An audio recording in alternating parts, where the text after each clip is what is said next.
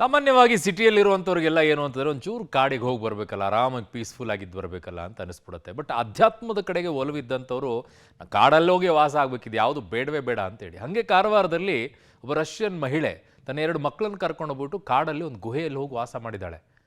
ಯಪ್ಪ, ಹೆಂಗಿರ್ಬೇಕು ರೀ ಜೀವನ, ಹೆಂಗೆ ನಡೆಸಿರ್ಬೇಕು, ಎಷ್ಟು ದಿನ ನಡೆಸಿದ್ದಾರೆ, ಅದರ ಡೀಟೇಲ್ ವರದಿ ಇಲ್ಲಿದೆ ನೋಡಿ. ರಾಮತೀರ್ಥದ ಅರಣ್ಯ ಭಾಗದ ಗುಹೆಯಲ್ಲಿ ರಷ್ಯಾ ದೇಶದ ಮಹಿಳೆ ತನ್ನ ಮಕ್ಕಳೊಂದಿಗೆ ಜೀವನವನ್ನು ನಡೆಸ್ತಾ ಇದ್ಲು. ಅವಳನ್ನು ರಕ್ಷಣೆ ಮಾಡಿ ಪೊಲೀಸರು ಇವತ್ತು ಅವಳನ್ನು ಸುಸಜ್ಜಿತವಾಗಿ ಬೆಂಗಳೂರಿಗೆ ಕಳಿಸಿಕೊಟ್ಟಿರುವಂಥದ್ದು. ನಾವಿವತ್ತು ಆ ಗುಹೆಯ ಭಾಗದಲ್ಲಿದ್ದೀವಿ.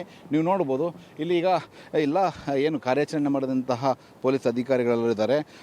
CPI ಶ್ರೀಧರ್ ಅವರ ನೇತೃತ್ವದ ತಂಡ ಇವತ್ತು ಇಲ್ಲಿ ಏನು ಮಹಿಳೆ, ರಷ್ಯಾದ ಮಹಿಳೆ ಈ ಭಾಗದಲ್ಲಿ ಒಳಗಡೆ ಗುಹೆಯಲ್ಲಿ ಏನು ವಾಸವಾಗಿದ್ಲು ಅವಳನ್ನು ಮನವೊಲಿಸಿ ಕರೆದುಕೊಂಡು ಬರುವಲ್ಲಿ ಯಶಸ್ವಿಯಾಗಿರುವಂಥದ್ದು. ಅವರ ತಂಡ ಇವತ್ತು ಕಾರ್ಯಾಚರಣೆ ಮಾಡುವುದು ನೀವು ನೋಡ್ಬೋದು. ಈ ಭಾಗದಲ್ಲಿ ಯಾವ ರೀತಿಯಲ್ಲಿ ಗುಡ್ಡ ಬೆಟ್ಟಗಳಿದ್ದಾವೆ. ಒಂದು ಕಡೆ ಗುಡ್ಡ ಬೆಟ್ಟಗಳ ಪಕ್ಕದಲ್ಲಿಯೇ ಗುಡ್ಡ ಕುಸಿತದೆ ಮತ್ತು ಇಲ್ಲಿ ಹಾವು ಚೇಳುಗಳೆಲ್ಲ ಇರುವಂತಹ ಒಂದು ಪ್ರದೇಶ ಇದು.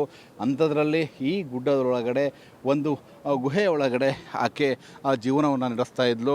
ಸುಮಾರು ಒಂದು ವಾರಕ್ಕೂ ಹೆಚ್ಚು ಕಾಲ ಇಲ್ಲಿ ಈ ಭಾಗದಲ್ಲಿ ಅವಳು ತಂಗಿದ್ಲು ಅನ್ನುವಂತಹ ಮಾಹಿತಿ. ಆದರೆ ಹೆಚ್ಚು ದಿನ ಆಗಿದೆ ಅನ್ನೋದಂಥದ್ದನ್ನು ಪೊಲೀಸ್ ಮೂಲಗಳು ಹೇಳ್ತಾ ಇರುವಂಥದ್ದು. ನೀವು ನೋಡ್ಬೋದು ಒಳಭಾಗದಲ್ಲಿ ಯಾವ ರೀತಿಯಲ್ಲಿ ಸ್ಥಿತಿ ಇದೆ ಅನ್ನುವಂಥದ್ದು.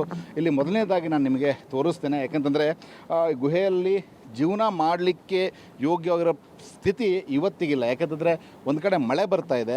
ಆ ಮಳೆಯಲ್ಲಿ ಗುಹೆಯ ಒಳಭಾಗದಲ್ಲಿ ನೀರು ತೊಟ್ಟಿಗ್ತಾ ಇರುವಂಥದ್ದು ನೀವು ನೋಡ್ಬೋದು. ಈ ಭಾಗದಲ್ಲಿ ಈಗ ಒಳಗಡೆ ಪೊಲೀಸ್ ಅಧಿಕಾರಿಗಳಿದ್ದಾರೆ, ಎಲ್ಲ ಇದ್ದಾರೆ. ಆಕೆ ಏನು ಮಾಡಿದ್ದಾಳೆ ಅಂದರೆ ಜರಿಯನ್ನು ಹಾಕಿ ಸ್ವಲ್ಪ ನೀರು ಸೋರದೇ ಇದ್ದಂತೆ ವ್ಯವಸ್ಥೆಯನ್ನು ಮಾಡಿರುವಂಥದ್ದು ಈ ಭಾಗದಲ್ಲಿ ನೀವು ನೋಡ್ಬೋದು. ಆಮೇಲೆ ಕೆಳಭಾಗದಲ್ಲಿ ಚಾಪೆಯನ್ನು ಹಾಕಿರುವಂಥದ್ದು. ಚಾಪೆಯನ್ನು ಹಾಕಿ ನೀರು ತೇವ ಮೇಲ್ಗಡೆ ಬರಬಾರ್ದು ಅನ್ನೋ ರೀತಿಯಲ್ಲಿ ಆಕೆ ಇಟ್ಟಿದ್ದಾಳೆ. ಆದರೆ